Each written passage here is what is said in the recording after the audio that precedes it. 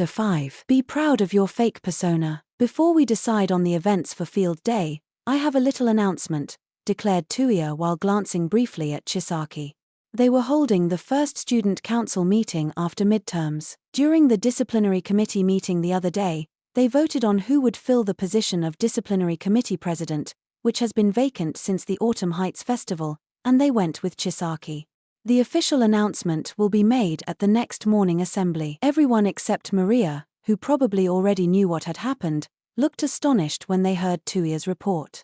But in the midst of their surprise, Yuki calmly raised her right hand. Does that mean that she is going to be both the student council vice president and the president of the disciplinary committee? That's what it looks like. I know this is surprising, but with no other qualified candidates, the committee had no other choice. Tuya shrugged, or rather slumped his shoulders, as if to say, it is what it is. Although Masachika was certainly surprised at first, it actually made sense to him after reflecting on the idea for a moment. The disciplinary committee, having taken the lead in quelling the commotion at the school festival, had become something of a hero among the students. Plus, Samaya, who had been at the forefront of it all, had been popular to begin with. Many students already believed that she would be able to bring peace and order to the school. Unfortunately, however, the main instigator of the commotion was none other than Sumaya's own cousin, and while only a very small number of students actually had a problem with that, Samaya herself had declined the position of disciplinary committee president. That, however, left them with a different issue at hand. There was no other student who was trusted enough to take over as disciplinary committee president. Except for one person, that is, right. Normally, she wouldn't even be considered, since she's the student council vice president, but this is Chisaki we're talking about. People trust her. Not only had Chisaki herself played a significant role in resolving the incident, but she was also the one who had transformed the disciplinary committee into the militant group that it was today. Under ordinary circumstances, she should have become the disciplinary committee president in her second year of high school, just like she was in middle school. However, she ended up accepting Tuya's proposal and joined the student council instead, so Samaya essentially took over for her in spirit. In fact, one could argue that having Chisaki as the disciplinary committee president would be like bringing the committee back to how it was supposed to be. Well, then, congratulations, I guess. Masachika glanced back and forth between Chisaki and Tuya, unsure if he should applaud. Chisaki also smiled hesitantly, tilting her head, as if she was unsure about how to react. Yeah.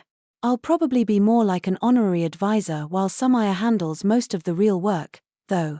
Still, I probably won't be showing up to student council meetings as often as I used to. Oh, so that's why Tuya looks so depressed. Haha. Exactly. You're so cute. Chisaki grinned, playfully nudging her seemingly depressed boyfriend's shoulder as his uniform strained in protest. Amen. At any rate, shall we start deciding on what events we're doing for Field Day? Asked Tuya as he smoothed out the wrinkles in his twisted uniform. Each member then lowered their eyes to the documents in front of them that listed the names and descriptions of the Field Day events collected from a school-wide survey. As you can see on the whiteboard, I've already listed the most common events from every year, like the 100-meter dash and the 400-meter relay, so I hope we can find something a little more unique in these surveys. Most of these already seem a little too unique, if you ask me. Masachika's quip was met with a chorus of wry smirks as everyone began to point out the ridiculous suggestions that were clearly meant as a joke. Waterfall training? Where are we gonna get a waterfall? This sword dancing has to be because of the play at the school festival, right? What's a snow cone or eating contest? Handstand 20-meter dash. I'm not even sure a single kid at school could reach the finish line on their hands. Although sumo match sounds ridiculous, it actually might work. Yeah, that at least sounds realistic. Amid their excitement, Tuya, with a rather ambiguous expression, mentioned, the suggestions here like kumite and melee combat feel more like military exercises than actual Field Day events.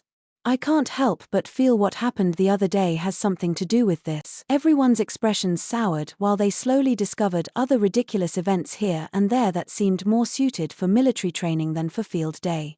It was easy to see why these options had been suggested, though. Ever since the Autumn Heights Festival, there had been a surge of interest in martial arts among the student body. The Kendo Club, in particular, had been inundated with out-of-season club membership applications, making it difficult to manage. It was clear that the incident at the festival had had a significant impact in various ways. Although the violence that occurred during the otherwise enjoyable school festival had been quite traumatic for some students, the sight of the student council members bravely subduing the intruders, despite being students themselves, had left a strong impression on many. Ultimately, what seemed like nothing more than a tragedy, where many students realized their own vulnerabilities, had sparked an unprecedented boom in self-defense training at Seirei Academy. Well, I guess this is a far healthier alternative to everyone having emotional trauma, which would obviously interfere with their school life as well, suggested Tuya, tilting his head curiously, to which Chisaki shrugged and added, "Plus, the school nurse and counselor were highly adamant about everyone getting enough exercise, to boot. In fact, it doesn't look like there have been any student complaints regarding physical or mental health issues lately, either." "Really? That's good. They say that a healthy mind is the key to having a healthy body, after all." "Exactly," Chisaki agreed with satisfaction.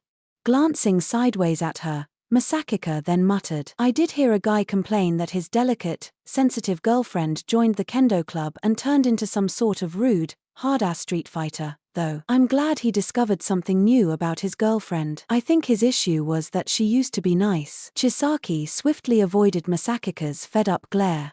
After all, he couldn't help but want to know how some girl, who apparently used to be sweet and love flowers, was now looking at roses and saying things like, "Pathetic. Do you really think those thorns are going to protect you? Don't make me laugh. Hey, I'm not the captain of the kendo club. That's Sumaya's job, right? So don't ask me why she turned out that way. And Sumaya turned into the woman she is today because of you, right? I know that Sumaya used to be a proper gentlewoman and a stranger to violence when she first started going to our school." Haha. Yeah. Chisaki awkwardly looked away, as if she was self-aware enough to know what she had done, then obviously tried to change the subject as she focused on the survey at hand. "Oh, hey. Someone wrote steel stitching.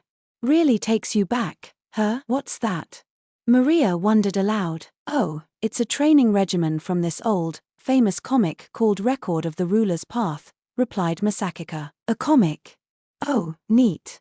I've never heard of it." Maria looked up at Masachika, but when their eyes met, she quickly averted her gaze, her eyes eventually landing on the documents in her hands.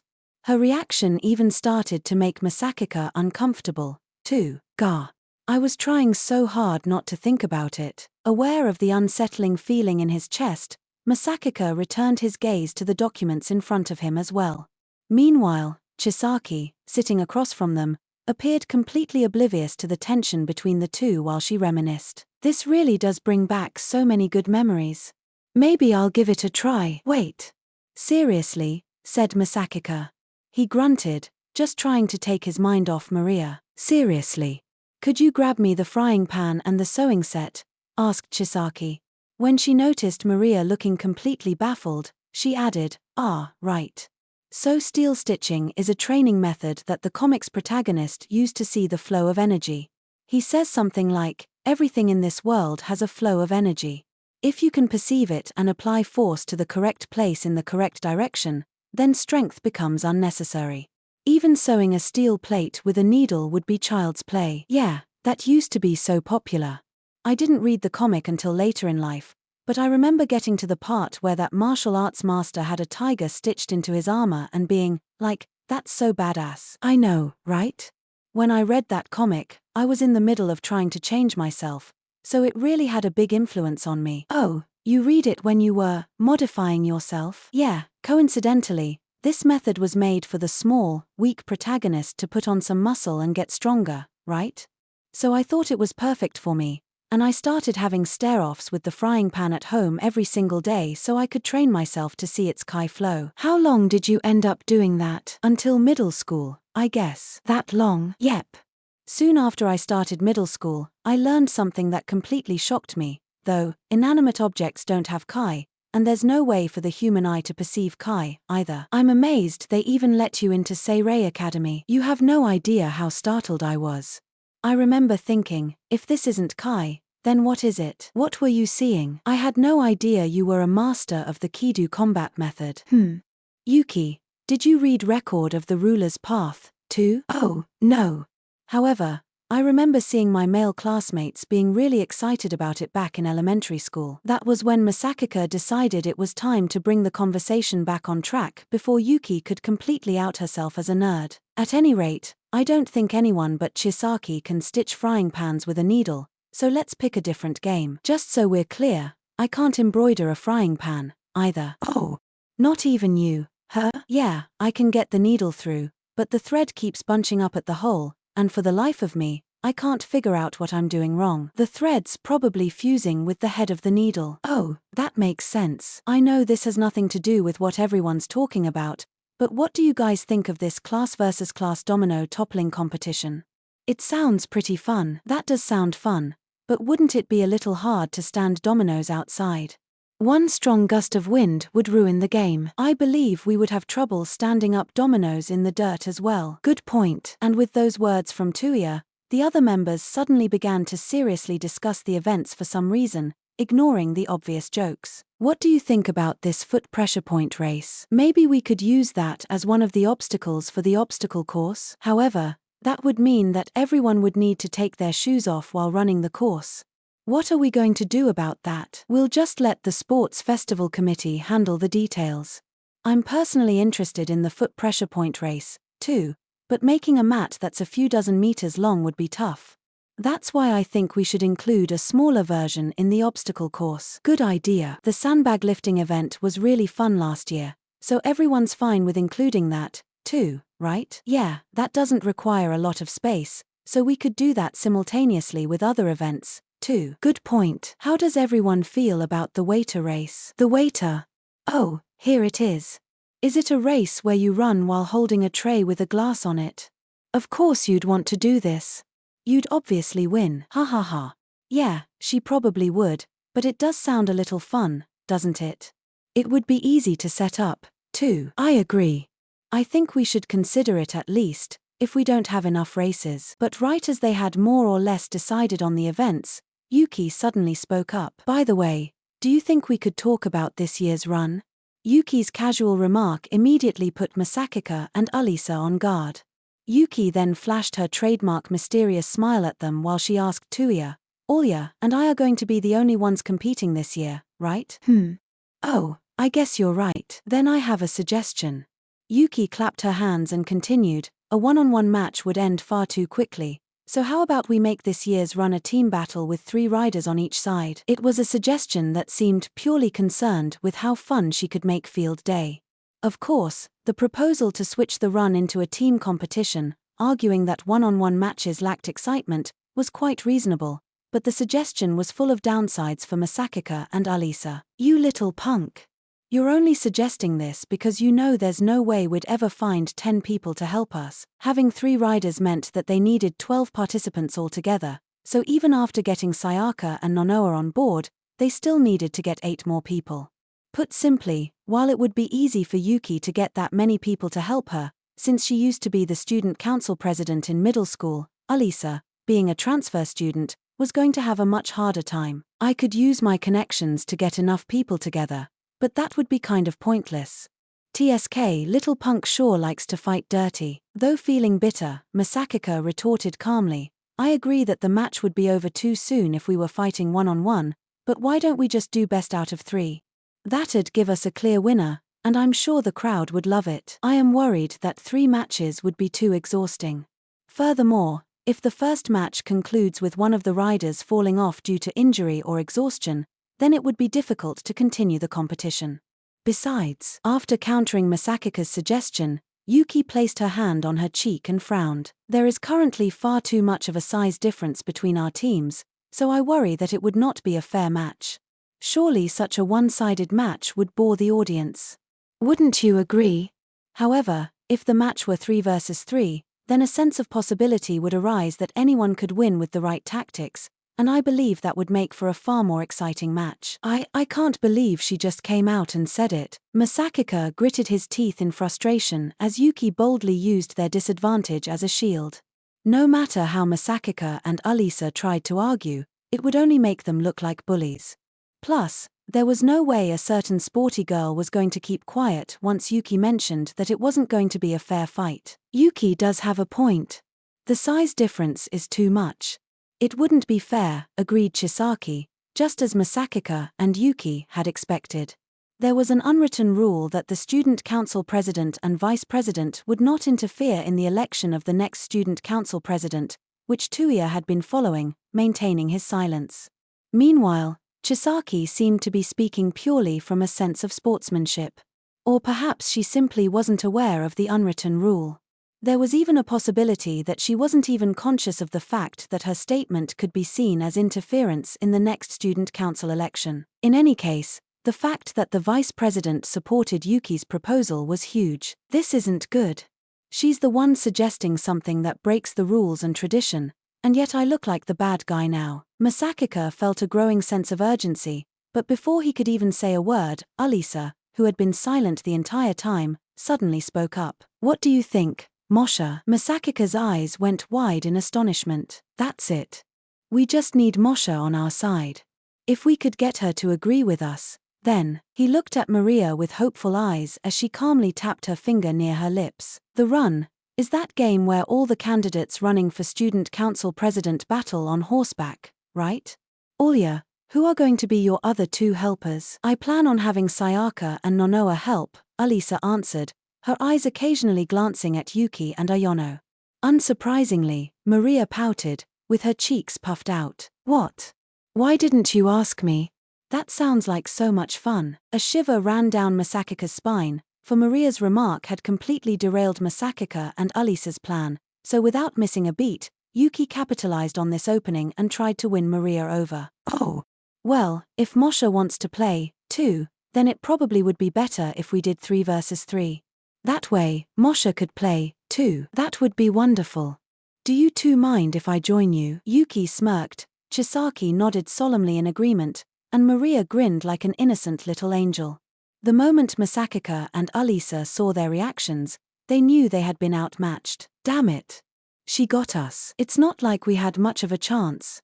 She made a good point. After the student council meeting, Masachika and Alisa returned to their classroom, turned their seats to face each other at their desks, and held an emergency meeting to discuss their campaign strategy. But what are we going to do now? If we invite Tokishi and Hikaru, then we could have a team of 4 with the members of Fortitude, but we still need 5 more members, even if we include Moshe. Yeah. Do you have anyone in mind who could help? Alisa simply looked away without saying a word, but Masachika knew full well this was how she was going to react, so he didn't say another word and simply began to rack his brain. If we can't come up with anyone else to help, then we might as well go all out and form a real team. What do you mean by real team? We'll ask tall guys in sports clubs to help us so that we can win, no matter who Yuki brings with her.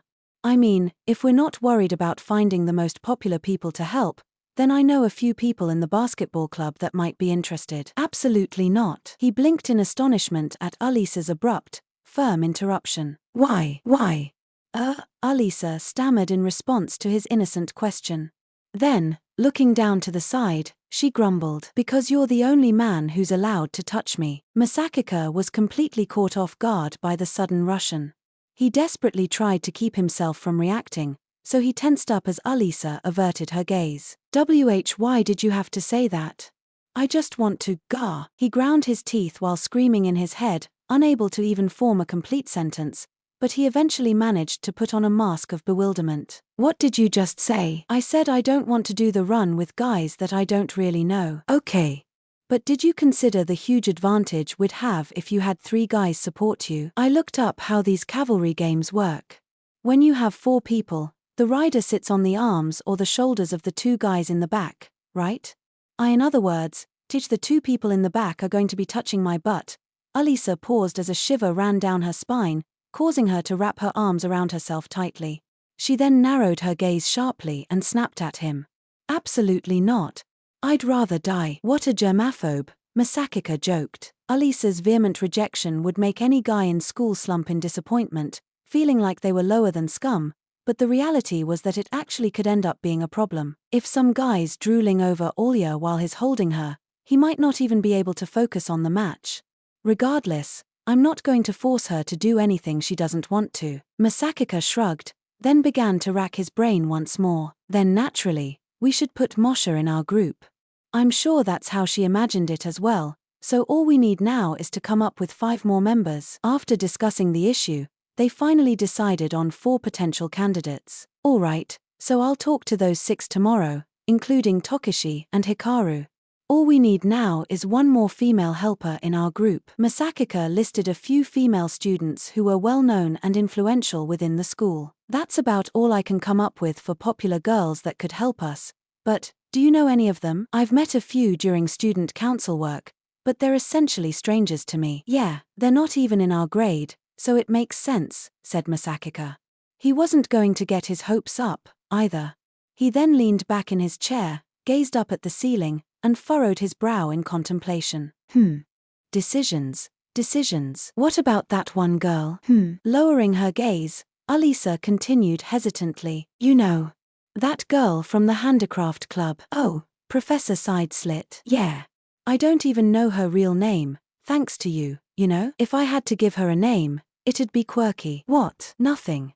Anyway, what's wrong with just calling her Professor Sideslit? Everything, she replied, but Masachika simply crossed his arms and ignored her. I think she'd do it if we asked her, but Professor Sideslit isn't really that well known in her grade. A lot of first-year students know her, but I'd rather have someone who's taller and more well known. A girl that's a second or third-year student would be ideal. I hardly know anyone in the grades above us, and I definitely don't know anyone who'd want to help me. Alright, I guess I could use one of my connections to help us. But, do you mind if one of our helpers specifically supports me? The rest of them, like Moshe, are your supporters, right? Masachika interrupted before Alisa could shut him down. She pondered for around 10 seconds before reluctantly nodding. Well, I suppose I wouldn't mind if it's only one person. Good. But I'd rather not pick someone you don't even know, so. I need someone who knows you and someone who'd be willing to help me out. Plus, she needs to be somewhat well known around school. After thinking about it for a while, Masachika groaned, realizing how unrealistic finding someone like that was. This is hard. Because my supporters are Yuki's supporters, for the most part, so I'd need to find someone who'd pick me over her. I figured as much. Yeah. Oh, hey. Do you know Kitogawa? She's the vice president of the Flower Arrangement Club. No. Well, maybe, but I don't recall. Alright. What about Konozawa? She's a third-year student in the volleyball club, and she's really tall. I've seen her around before, but I've never talked to her. Then how about Minamiho? She's a second-year student in the literature club. She's not very tall, has short hair and red glasses. I don't know her. That was when he noticed Alisa's seemingly random, chilling gaze. Alya. What's wrong? Nothing. The way you're looking at me is scaring me. I'm not looking at you any differently than I usually do. I was just thinking about how reliable my partner here is, claimed Alisa, slowly crossing her arms and legs. Then, with a cold, mirthless smile, she urged him to continue. Go on. Are there any other girls who you think can help us? No, just those 3. He lied. There was actually one more person he had in mind, but his gut was telling him to keep his mouth shut. Aha! Alisa skeptically stared at her partner for a few seconds until she eventually shrugged. Fine. Masachika inwardly let out a sigh of relief. So how did you become friends with the 3 girls you just named? Where did you meet them? Who talked to who first? Is that important? Of course it is. It might help me figure out how to gain more supporters. While her words were certainly diligent and virtuous, she had the piercing gaze of a police officer interrogating a suspect. Well, Kitogawa. I had the chance to see what the Flower Arrangement Club was like. It was like a workshop, and she liked how I arranged the flowers, so we started talking a little. And I met Konozawa when I was at the gymnasium for student council work, and she spiked a volleyball that hit me on the head. I ended up with a mild concussion, and she felt really guilty, so she started taking care of me a little, and we got to know each other, I guess. Now, with Minamiho. We both like reading, so I guess that's how we got to know each other. Okay. After listening to Masachika's rough explanations, Alisa suddenly smirked triumphantly for some reason. The way we met was far more dramatic. How? Although utterly baffled, with a blank expression, Masachika decided to not even think about things and asked, "So? What do you want to do? Want to try asking one of them?" Alisa froze the instant she heard his suggestion and frowned, but after 10 seconds of contemplation, she clenched her teeth and painfully asked her question. "By the way, do you have any boys you were considering, if given the option?" "Huh. I mean, I do, but you just told me you didn't want any guys helping." "I was just checking. Just in case. That's all." "Well, we could always ask the guy in the basketball club who I was just telling you about." But he named a few candidates, as requested, but unsurprisingly, none of them were familiar to Alisa. She fell silent, her face twisting in frustration. "So, what do you want to do?" Masachika asked timidly, while Alisa seemed to be battling some sort of inner demons. She gritted her teeth, but right as she opened her mouth to respond, "Oh, there you are, Kuze." The sliding door to the room slid open with a loud rattle, followed by an exaggeratedly sweet voice that echoed throughout the classroom. Both heads turned as a female student with long black hair tied in a side ponytail approached them, waving her hand enthusiastically. She had a perfectly proportioned figure and was wearing a short skirt that revealed long, shapely legs. The blue ribbon on her uniform indicated that she was a third-year student. Her appearance was full of the brightness and cuteness of a famous pop star, while giving off the vibe of a cheerful and friendly young girl, and yet Masachika seemed exhausted, for some reason. "Hey! Come on. What kind of reaction is that? You're gonna make me cry." "Sorry, Elena. Your positive aura's so blindingly bright that I lost all my HP. Ha ha ha. Oh, come on. I know you don't get nervous around extroverts like me. Ha ha. Well, as a nerd, I believe it's important to be intimidated by popular girls," he replied in a monotone voice while being slapped on the shoulder. The female student then spun around to face Alisa and smiled charmingly. "Oh, hey. Sorry, Alisa. I know this is sudden, but can I borrow cues for a second?" "Oh, sure, Narahashi." "Oh my gosh. Call me Elena." Sorry, Alya gets really nervous around extroverts, so can you go a little easy on her for me?" "For real. My bad. Was I being too friendly?" "No, it's fine, Elena. See? I knew you could do it, Alisa. Anyway, now that we're friends, maybe we could hug." "Don't push it," Masachika retorted sharply with a cold glare, eliciting a dry laugh from the female student as she gave him the thumbs up. "Oh, yeah.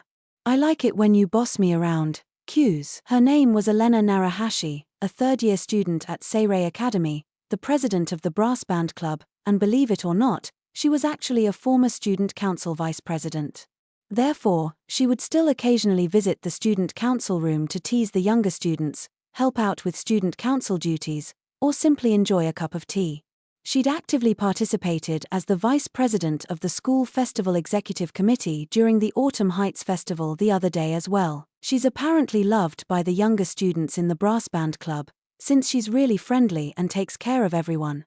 She used to be the vice president as well, so she is pretty popular. There aren't many people at school that boss me around and talk down to me the way you do, Kuze, so come on, come whenever you're ready. I can go all night if you can keep up. Don't be gross. Why are you staring at me like I disgust you? I feel like you're about to awaken something inside me. Well, let's hope it's something with a brain. Is this enlightenment? My eyes have just been opened, but I don't want to be awakened. What would be left of me without my sexual desires?